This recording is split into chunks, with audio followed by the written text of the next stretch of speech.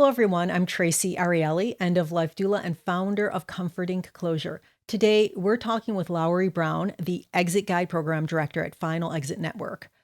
Final Exit Network is an organization dedicated to providing information, education, and emotional support to those who have a terminal illness and are considering their end of life options. They advocate for choice in dying and offer guidance to those who seek to define their final chapter on their own terms, emphasizing autonomy and self-determination. Before we start, I want to acknowledge the sensitivity of today's topic. We'll be discussing end-of-life choices, self-deliverance, and the complex emotions surrounding the decisions to end one's life in the face of a terminal illness. This content may be triggering for some, so please take care of yourself and consider what's best for you as we proceed. Our aim today is not only to talk about what Final Exit Network does, but also to explore the broader questions of dignity, autonomy, and compassion at life's end. We hope to offer understanding, support, and perhaps some comfort to anyone navigating these profound decisions. Lowrey, welcome, and thank you so much for being here. I appreciate it. Oh, it's such a pleasure. Really, thanks so much for having me. Can you start off and tell our listeners about your journey to becoming an advocate at Final Exit? Sure. I actually was blessed with parents who had always considered quality over quantity when it came to end of life choices. They had seen their relatives have rough endings.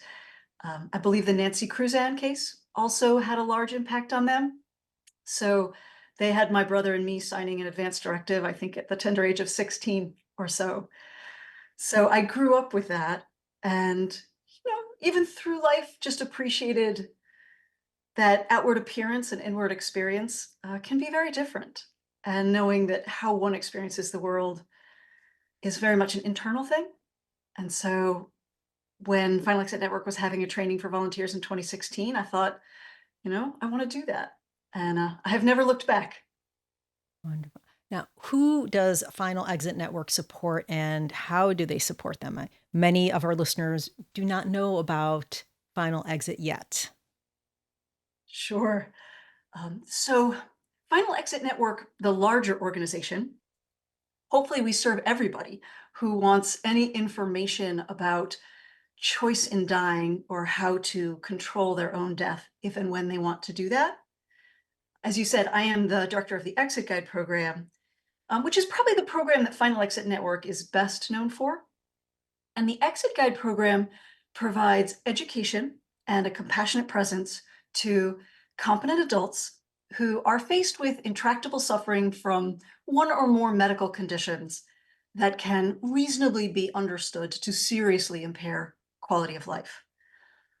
You did mention earlier that we support people who have terminal illnesses, which we do, but we will also support people whose illnesses are not necessarily terminal. So we will work with individuals who are faced with dementia or neurodegenerative diseases or other illnesses that can destroy quality of life, but don't necessarily end life quickly. Before we go on and we talk further and get into some details, can you explain the concept of self-deliverance? Because we'll be mentioning that a bit. A good thing to clarify because it's something I take so for granted in my work. Um, Self-deliverance is, I think, a broad umbrella term for choosing to end one's own life at a time that seems appropriate to the individual in question and not descending into a future, whether that's a future of dementia or a future of severe incapacitation, that one doesn't find to be acceptable, a condition in which one can't contribute or participate in ways that one finds meaningful. It's a way of concluding one's life at a time that feels appropriate rather than dragging out to the bitter end. So I read Final Exit 2020 was in my library, and it's not an easy book to read. It goes into a lot of detail about the different paths people might consider if they wish to hasten their death. Do you feel comfortable talking about that a little bit? Absolutely. As a matter of fact, that is precisely what we talk about. And there's good news and bad news. There are a number of different paths that one can take if one is interested in hastening one's death. That's the good news. The bad news is that none of them are easy. Um, Society, the medical system, all of these things are set up to prolong life, no matter the quality, no matter what. So anybody who wishes to conclude their lives early is going to be swimming upstream. The first path that I like to mention that I think everybody kind of knows about, but doesn't really know about or doesn't think about so actively is medical choices. Um, One can make medical choices that will actively hasten one's own death. It's perfectly legal. People have advanced directives. Everybody knows this. And yet, when the time comes, it's often hard for friends and family, especially if others are making medical decisions for you at that point, to shift their thinking. Because, for all of our lives, loving somebody means providing care, providing cures, providing health. So, if you're looking into the future and thinking there might be conditions that you find unacceptable, it's really important to educate your close loved ones, in particular your healthcare representative, about the kinds of conditions in which you would not want to live. And then also, it sounds a little weird. You'd think that that statement would be sort of obvious, but it's really important to educate them that they need to make choices that will cause your death. Because I think that's a very hard mental shift for loved ones to make. Even if they know you don't want to live like this, it seems to be a really big jump to, oh, how do I instruct the doctor to make sure that they don't get antibiotics, that this isn't treated, that they've just kept comfortable? So that's one thing to keep in mind, particularly as you educate your loved ones about what you want. Another tool in the toolbox for considering hastening one's death is voluntarily stopping eating and drinking. Yeah, this is a method of self-deliverance that's been getting a lot more traction recently. People are talking about it. Often when I bring it up, people's initial knee-jerk reaction is, oh, that sounds terrible. It doesn't have to be. It can be a very peaceful, comfortable method of self-deliverance. Like anything, it has its upsides and downsides. I think a lot of people appreciate this path to self-deliverance because it gives people a little bit more time. It's a slower transition. It feels like a gentler transition. There's time to talk to loved ones. There's time to say goodbyes. The dying process is extended a little bit.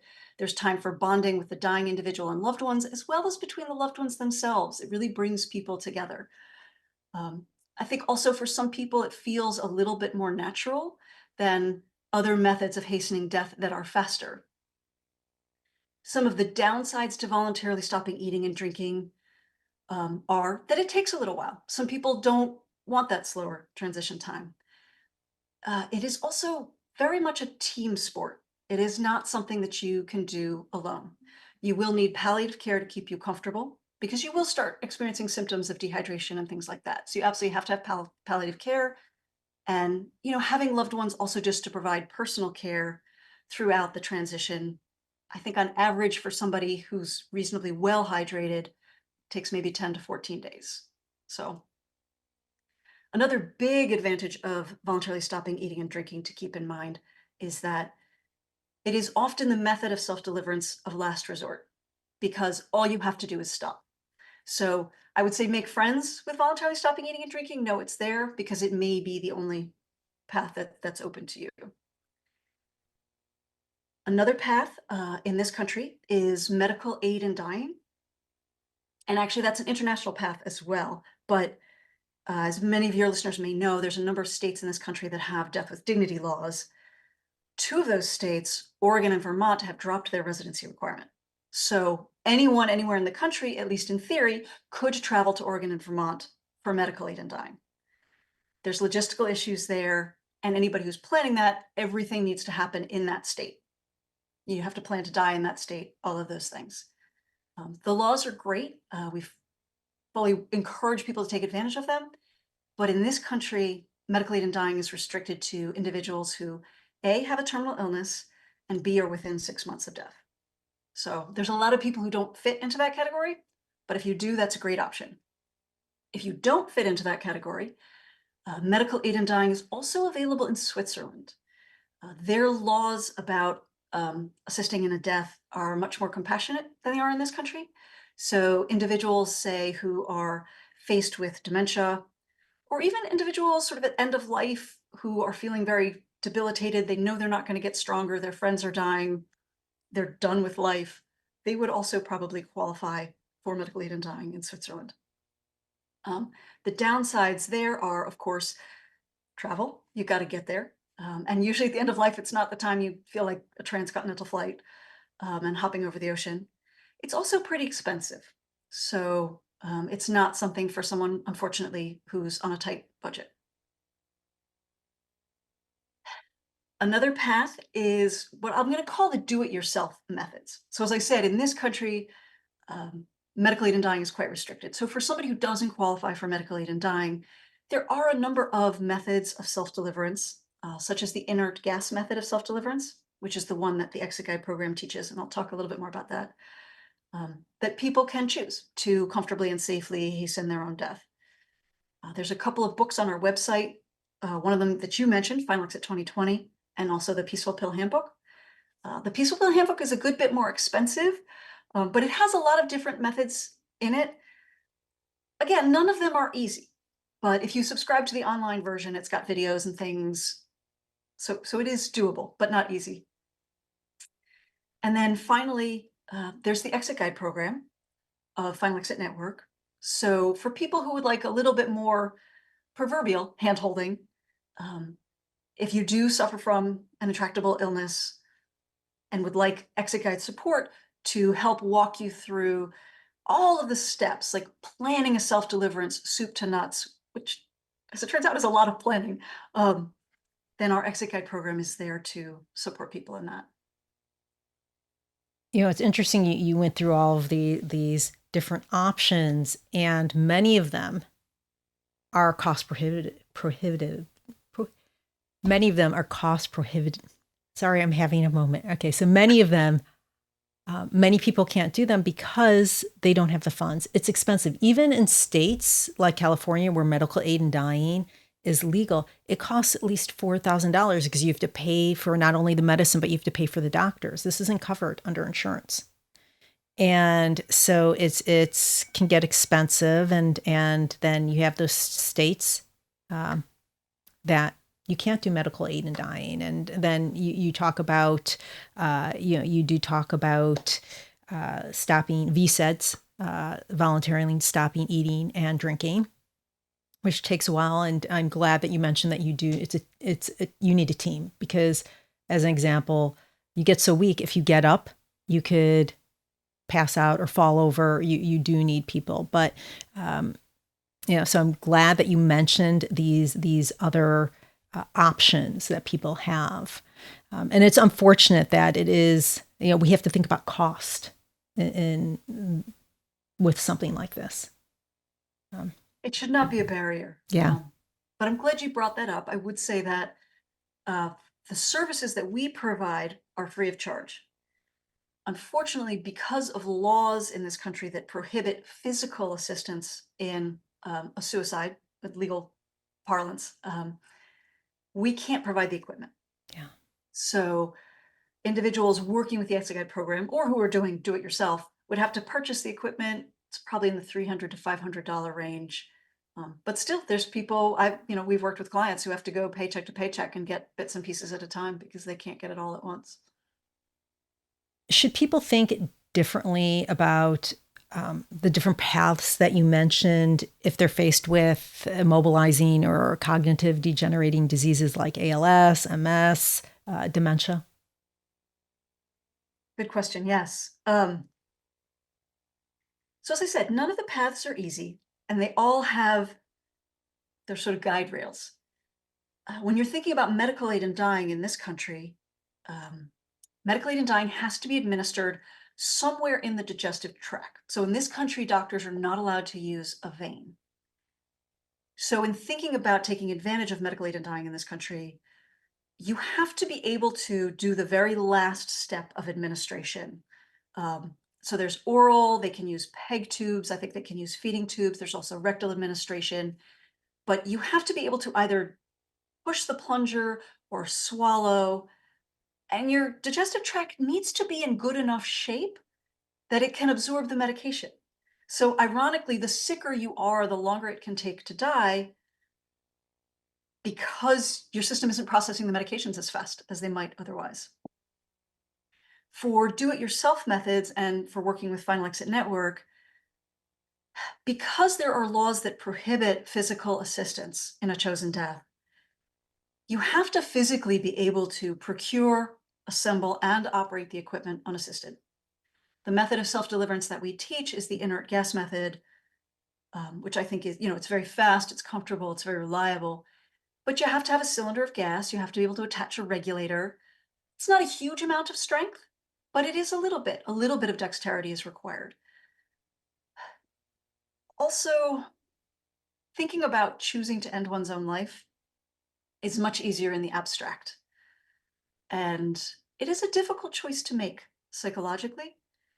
So, particularly for individuals facing dementia, um, as one progresses through dementia, self-awareness can start to fade, and it's very easy to miss what we call your window of opportunity. You have to have the cognitive focus, the cognitive energy, for lack of a better term, to be able to make that choice and organize it. So, because choice in dying is really so difficult in this country, you kind of have to go early. I would say, particularly if you're faced with dementia, but also if you're faced with some of the neurodegenerative diseases, one should plan on leaving a little good life on the table just to make sure that you don't wait too long. I wish it weren't so. It seems like one cruelty on top of another. Um, but for those people who really want to control their ending, I think that's an important consideration. There are also many people in hospice that, as we said, don't have access to MAID, don't have, maybe because of legal issues or financial. How does Final Exit work with hospice care in these situations? Interestingly, we don't. Okay. Um, we do, and let me qualify that a little bit. We absolutely think hospice is wonderful. They are great at keeping people comfortable, treating symptoms, working with the family. We often encourage callers as well as Exit Guide program clients, if they qualify, to get on hospice and get that support. Because our society is conflicted about choice in dying, what the Exit Guide program does, as I said, it is outside of the medical system. We are not covered by the medical aid in dying umbrella. So individuals who are choosing to end their lives outside the medical system, that is still considered suicide in legal parlance. And so hospice volunteers, hospice nurses, doctors tend to be mandated reporters. So it puts them in an uncomfortable position, even if they fully support choice in dying and respect an individual's choice to hasten their death. It's better that they not know that you plan to do that outside the medical system. A, because it does put them in an awkward position, and or if they did object, they could call the authorities, and you could get a welfare check from somebody with a loaded firearm. Your program, the Exit Guide program, what is the process to be accepted into that program? So anyone who is interested in Exit Guide support would reach out to us either through our website or our toll-free number. They would talk to one of our volunteer coordinators. That's the volunteer position where they answer everybody's questions, and then for people who are appropriate for the guide program, sort of shepherd them through the application process. We ask that people write a personal statement. So we hear from them in their own words. What are your diagnoses? How do they impact your quality of life? Because for us, that's really important. It's not just diagnosis. It's what impact does it have on your quality of life? What are your values as it relates to end of life choice? And what is it you want from us? Then we ask for medical records to substantiate what you're saying in your personal statement. We have a questionnaire that's designed to get at issues of like medical frailty.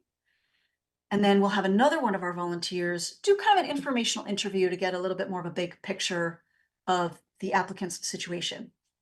That all goes to our medical review committee, which is a multidisciplinary team of individuals who review the application to make sure that the individual meets our medical criteria.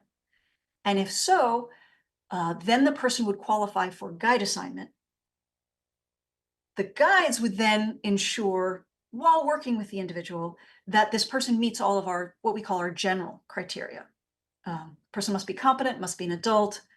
They must be aware of their alternatives. So even if medically all that's left to you is palliative care, if you're going to end your life with us, we want to know that you knew what other options you could have chosen. We also need to know that your closest loved ones are aware of and not opposed to your choice to end your life. We respect your autonomy, and we also respect your relationships. And we try to honor both. As you might imagine, these are not always easy bedfellows, but a large part of what we also want to do is not only help individuals, but also try to normalize choice in dying in society.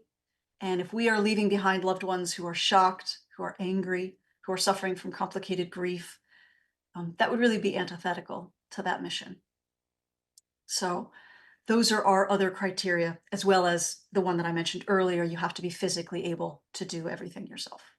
What kind of support do you offer the family, the loved ones of the person who does go through this process? So that's sort of an interesting question. In one sense, our exit guides are there to really support the individual in choice in dying and to plan it. That said, our exit guides have so many conversations with the individual as well as with the close family members. And we have found that those can be very therapeutic. We do really put in time in our process for chatting with people, seeing how they feel about it, giving family members time to get used to it, to air concerns, to ask questions, to say goodbyes. So, in a formal sense, we're not set up, we're not counselors, that's not what we do. But we do a lot of talking. And our experience has been that that just in and of itself tends to be very therapeutic. How long does the process take from, when you first apply to the guide program to when you could actually have the choice and the assistance? Mhm.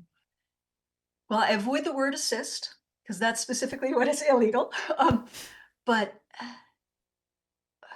we ask that people wait to apply until they're within 6 months to a year of wanting to hasten their death.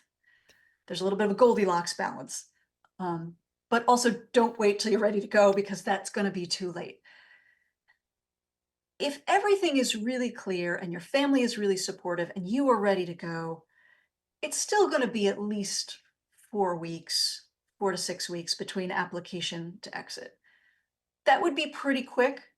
And as a practical matter, most cases go considerably longer than that, in part because once people are on the process and or they have their equipment, they relax. It's one of the blessings of what we Mm. do. It's really easy to want something you think you can't have. And then when the guides show up and say, okay, here's how you do it. Now you have it. Now you can put the equipment in your closet and get on with your life. And then when you're ready to exit, call us back. Mm. Makes So, sense. How about people whose primary medical condition is something like depression or another mental illness? mm. So we do not accept applications that are based upon a mental health complaint. Mm. That doesn't mean you can't have a mental health issue in your medical record. Half the country does. And I joke that the other half probably should. So that's not a problem for us. But you do need to have a physical illness in the medical record. It's tough for us. We do, as I said, everybody who volunteers for Final Exit Network really respects personal autonomy. But we do have to operate within the society in which we live. And this society really doesn't recognize mental health complaints at the same level Mm. as other diagnoses yet. And we're already pushing society's boundaries. So that was just tough for us. I know that we spoke before about planning and documenting one's wishes regarding end of life decisions, and you had a great experience that you told us about, talking about and filling out the advanced directive at age 16, which, wow, that's amazing. I recommend anyone who's over 18 actually take and have one, because people don't realize that as soon as you go off to college or you go else, your parents don't have access because of HIPAA to everything. And if something happens to you, it'll be more difficult for them. So at age 18, I say, have that discussion, have those conversations, and fill out the forms. How does Final Exit Network assist individuals in ensuring that their end of life wishes are respected, especially for those that might lose their competence due to conditions like dementia, but who have either filled out a post or filled out an advance directive, or even have done that and have a video also. Yeah, people are using videos more and more as a tool to express what their values are. I think it can be a really helpful tool. So people who have questions about that sort of end of life paperwork can also get in touch with us via the website or our 866 number. Our coordinators can direct people, help them find their state's advance directive forms, which usually include a form that allows you to appoint a healthcare representative. So we can help people find those forms, teach them why this matters. Obviously, we can't tell them how to fill that out. That has to be their own personal choices, but we can explain what these things mean so that they understand what they're filling out. We do often really emphasize the importance of appointing a healthcare representative, perhaps even more than the advance directive, because at the end of the day, having somebody by the bedside screaming on your behalf is going to be more effective than a piece of paper, always. It is It's a big responsibility, and in thinking about who you're gonna choose, this is not a popularity contest. Your spouse may not be the best person for that role, especially if you're quite elderly. Your spouse may be as well and may not be physically able to stand by the bedside and go toe to toe with an emergency room doctor. You want someone who has perhaps a bit of pit bull in them. Um, and as we said earlier, this is somebody you really want to educate about how difficult it will be to turn that super tanker of the medical system, and that if they are in a position where they are speaking for you, that it's not going to be easy. They're going to get a lot of pushback. And so I think that's really important. We also have written, and many other organizations have written as well, a supplemental directive that one can attach to your standard advance directive, specifically for dementia. Mm. And I think on our website, maybe under the services tab, if you look for advanced directives for dementia, we have a web page just briefly describing it with a link to a few of them that we think are particularly user-friendly. Given our focus on choice in dying, the advanced directives for dementia that we have focused on are ones that allow an individual to ask their healthcare representative when they reach a point in dementia where they're no longer expressing any interest in food or fluid, to stop feeding them, stop hydrating them, Mm. and allow them to die by voluntarily stopping eating and drinking. So this is something that would kick in sort of in very end stage dementia. Um, I know earlier we talked about some of the more active methods that you might choose, whether that's the guide program or voluntarily stopping eating and drinking.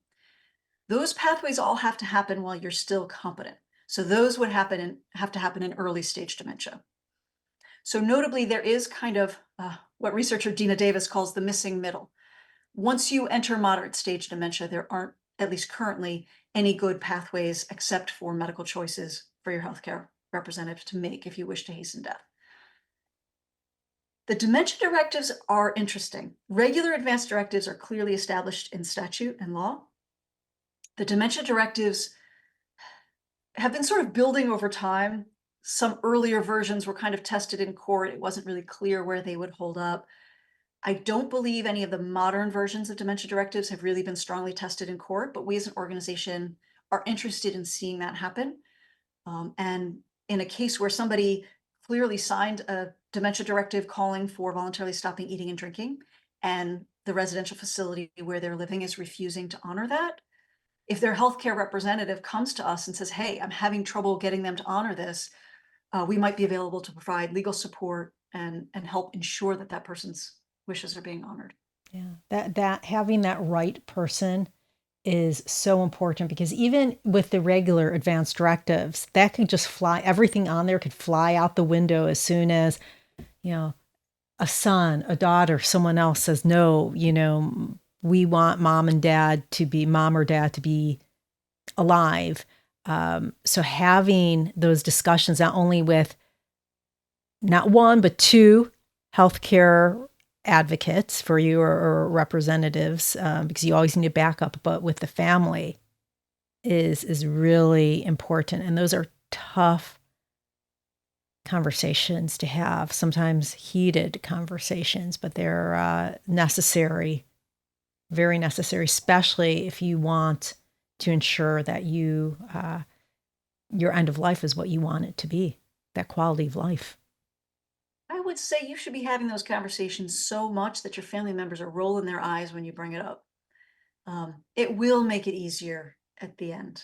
And it's not enough to say, I don't want to live like that. It's not clear enough, but you're absolutely right. At the end of the day, it doesn't matter if person A is your legally appointed healthcare representative. If another relative comes in and says, oh no, she would absolutely have wanted that treatment, she would not have wanted to whatever, it's going to at least delay things. So, Yeah. and it's just stressful for the family. Like if everybody has really been brought up to speed, it's much easier for everybody. Have you ever been in a position where you were helping someone and um, there was refusal from the family members that they didn't want? So there was not agreement between the family member and the person who wanted self-deliverance. They wanted to make decisions for themselves. And if you got into that situation, daring, I know that beforehand you have that discussion and you won't accept to help, you won't help people. Not that you won't help people, but you won't, you won't go through the entire process with people who they family members that don't agree, that they're not aligned. But have you ever been put in a position where you're actually in the moment and there is a lot of angst with the family and they just don't want this to happen? I've never had that happen at what we would call an exit visit, Mm. or even really at an education visit. If there's going to be opposition, it tends, I'll find that out earlier when I'm having family members call me, and or if a family member flat out refuses to call me. That's another um, a problem for us. And it isn't so much that people have to be in agreement. I've had relatives who were not happy about the client's choice, who might have been a little angry about it, who thought it was the wrong choice and or who thought it was a sin, Mm. but who respected the client's right to make that choice. And those situations are fine. It's not ideal. It's much nicer when everyone is supportive. It makes just for a nicer experience for everybody. But when somebody is really rabidly opposed, at that point, we can't proceed. There's just too many legal questions. It's so easy to accuse us of coercion or misleading somebody or assistance. So in a situation like that, we'd have to pull back. But that typically happens well before the education visit. The narrative around the right to die is evolving, of course.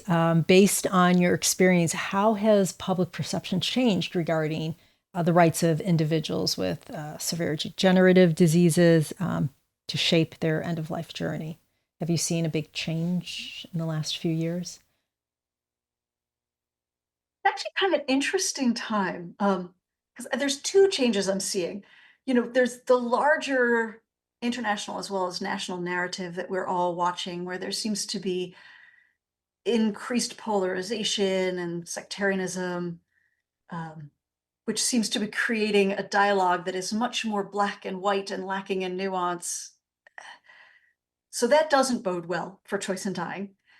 On the other hand, we are also seeing a society in which more and more of us are witnessing endings that we think are horrible, whether that is an over medicated, under palliated medical drama, or a descent into dementia and institutionalization, or even the less dramatic but grueling years long dwindling into debility.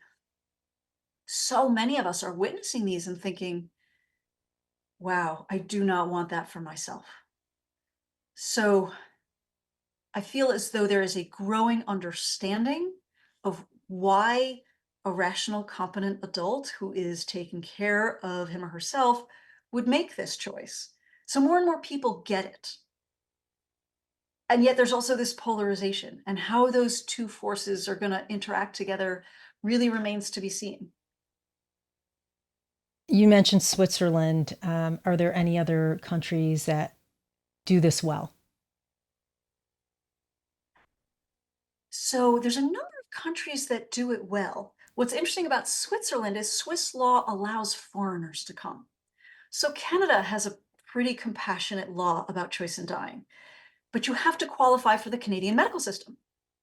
So yes, Americans would love to be able to just hop over the border and take advantage of Canada's quite generous medical aid in dying system, but we can't. We have to go to Switzerland. Certainly the Netherlands, I think Belgium. There's a number of countries that have been doing this for many, many years, and it seems to be much more socially understood.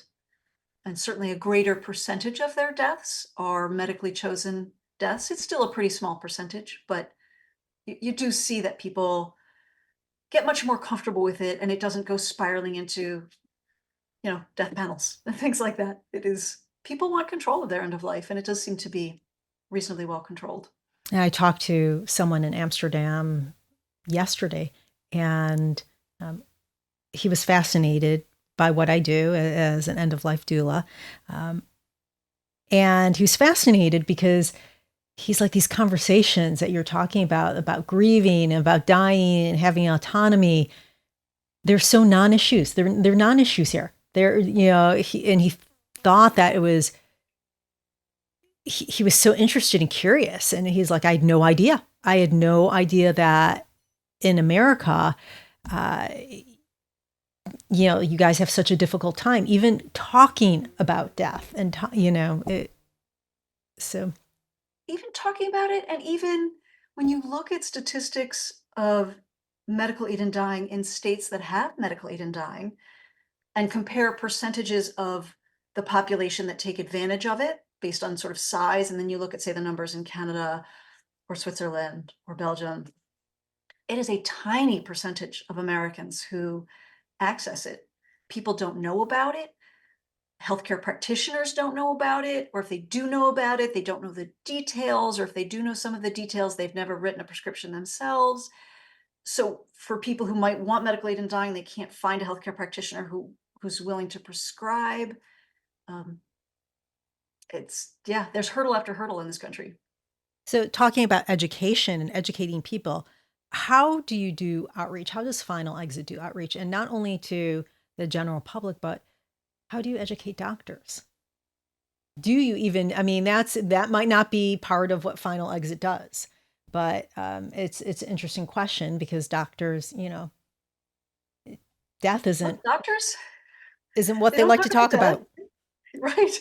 Well, there's lots of books talking about how healthcare practitioners, many, need a little bit of education on how to talk about death. Again, coming up with that dichotomy, how choice in dying outside the medical system is still sort of considered, legally speaking, suicide. We don't put a lot of effort into educating healthcare practitioners. We do ask every applicant how they hear about Final Exit Network, how do they learn about the guide program. Every now and then, someone will say, "Oh, my doctor mentioned you guys." Uh, and that's a stretch for a doctor, right? That is sort of crossing some professional lines. But obviously somebody comes, they've got early stage dementia, and they say, "Doc, I don't want to live this way." And doc says, "I wouldn't either. I can't help you, but here's some people who can."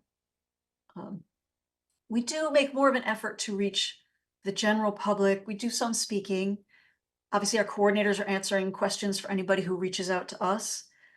But I also think that a lot of how we hopefully shift some of society's dialogue is through the guide program. It's a pretty small scale, but in talking to loved ones and families, and they're deeply involved with their loved ones' process and journey, it becomes really real to them. And they go on and they tell other people.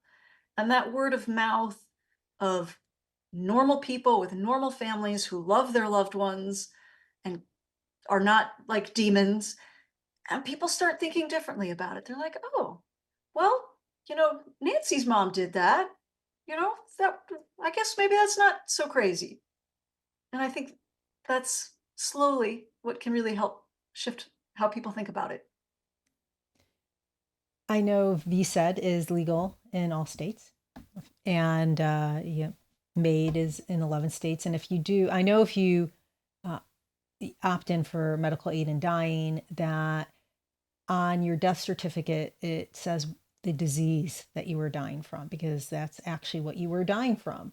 Um, and then you get your life insurance. And I hate to talk about something financial like that, but there are a lot of questions. When I told a friend that I was talking to you today, he's like, what would that do to your life insurance policy if you do something like that? I think with the VSED, if you're in hospice, and don't quote me on this, maybe you know, but if you do VSED, don't you also, your life insurance isn't affected because it's part of the disease and you're just stopping. I don't know, but I know with medical aid and dying, you're definitely your life insurance is covered. How, if you opt into some of these other methods, do you know, in states that don't do medical aid and dying, do you know how that affects, like what would show up on your death certificate? Would it be suicide that shows up on your death certificate?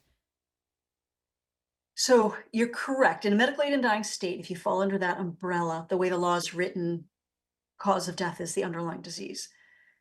For voluntarily stopping eating and drinking, I don't think it's quite as clear. If one is concerned about a life insurance policy, it's worth checking. I think it depends a little bit on the hospice doctor. Like so many things, it shouldn't be hit or miss who you're working with, but I think it is. In terms of some of the do it yourself methods, such as the use of inert gas that we teach, where the cause of death is, it's clearly known, it was clearly a chosen death, and it was outside the medical system. The cause of death would be, in the case of inert gas, it would be asphyxiation, and the manner of death would be suicide. Mm. Obviously, I don't think there's anything wrong with that. There are no legal implications outside of the health of the life insurance that would come into play. And even life insurance, at least for Final Exit Network, is almost never an issue. Um, and I'm not an attorney, but my understanding is that most life insurance policies have a contestability clause that's like a year or 2 years long.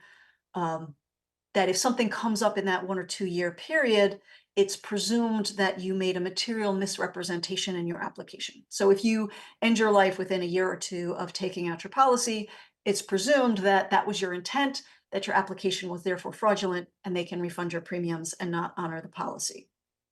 As a practical matter, anybody who is applying to Final Exit Network is probably older. They're not really in the age bracket where they would be taking out a life insurance policy for young kids or whatever. They've also probably been sick for a while. And so if you're applying for life insurance, you have to disclose your ailments. And so you probably wouldn't qualify for life insurance anyway. Now, if you have a life insurance policy that is past the contestability clause, my understanding is it is still valid. Can you talk about the role of volunteers in Final Exit Network? Volunteers are everything. They do pretty much everything. The entire guide program is volunteers. We have 3 employees. We have an executive director, we have a membership director, and then I'm the exit guide program director. But when you call the organization, the people answering the phone are volunteers, the people doing interviews are volunteers, our medical review committee is volunteers, our exit guides are all volunteers. They're the heart of the organization. It is a tough thing to volunteer for. I could only imagine. Um, what is the most challenging aspect of the work of the volunteer, of your work with Final Exit Network? Because you've had lots of experience volunteering.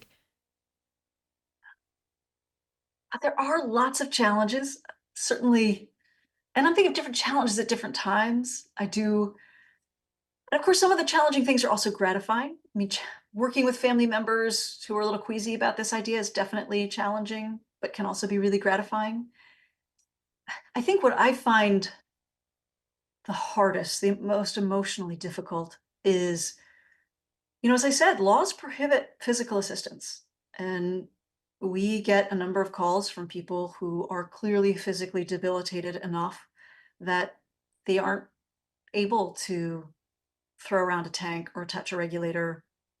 And it is really hard to be on the phone with somebody who is clearly suffering, who is clearly ready to go, who has every right to choose to quickly and safely end their own life. And I often, especially in my role as the guide program director, I have to step in and say, I'm sorry, I've reviewed your application. It's really clear you can't physically do this. And the only method left to you is voluntarily stopping eating and drinking. It is such a painful message to have to deliver that that's hard. We are forced by law to be biased against the physically disabled, and Yeah, that's tough to live with. I see a lot more movement with dementia patients, with that coming to the surface, and as you said, that the addendum that you have. So there's a lot more work with the dementia, much less with people that have that physical disability, ALS, MS. Do you see that will gain traction? I know yeah. I don't know. Things like ALS, MS, Parkinson's, those individuals can qualify for medical aid in dying toward the end stages of the disease. It's a little bit more difficult sometimes for them to find a practitioner who will be willing to prescribe, but they could fall under the medical aid in dying umbrella. For individuals who are simply really debilitated, but they do not have a terminal illness, even if they're within sort of 6 months of death, anybody takes a look at them and thinks, this is not going to be long. If they don't have a terminal illness, they don't qualify for medical aid in dying. And so individuals who are in that position, you can be pretty physically debilitated for a long time in a nursing home for years. But if you're not able to procure, assemble, and operate the equipment, we can't support you. And no, in terms of your initial question, I don't see social movement on that issue anytime soon. Hopefully, I'm wrong, but I think there's enough nuance there. A lot of these laws, I suspect, I have no idea. I'm just making stuff up at this point, but there's, and for very good reason, a lot of interest in protecting vulnerable individuals, particularly the young who might be impulsive. So I think that's some of what these laws prohibiting assistance had in mind, was to protect these individuals, but the great irony there is the 20-year-old doesn't need physical assistance. It's the 90-year-old who does. I know that we are almost out of time. Is there any other message or any other words of advice that you would like to provide? In terms of advice, some of the themes that you touched on very early, especially that you work on with your clients, talk early, talk often, talk to your friends, talk to your family. I mean, I do think that that is how social change happens. I think there is a lot of assumptions. As soon as the people hear the word suicide, it just brings up all sorts of knee-jerk reactions. And there is a lot of nuance there. We absolutely want to avoid anybody making a tragic, rash decision. And at the same time, I think most of us really recognize that there are a lot of conditions that for many of us we would consider worse than death. And so hastening one's own death can actually be a very loving, self-compassionate choice. And so making space for that nuance would be wonderful. Thank you, Lowrey. Thank you so much for your time and for your experience and your stories. For anyone who wants to learn more or who wants to get in touch with the Final Exit Network, how can they find you? Probably the best way to reach us, modern world, is our website, which is finalexitnetwork.org. And we also have a toll-free number, which is 866-654-9156. Folks, as we close today's episode, I want to acknowledge once more the sensitivity and the potential triggers in our discussion. This journey towards understanding end of life choices is profound and challenging. Please ensure that you're taking care of yourself, seeking support, and reaching out if you need to. Thank you for joining us. If you have any questions or wish to share your thoughts, please comment below or reach out to me directly. If you found today's discussion helpful, I encourage you to like, share, comment, and subscribe. This is Traci Arieli from Comforting Closure, wishing you peace and comfort on your journey. Until next time, take care.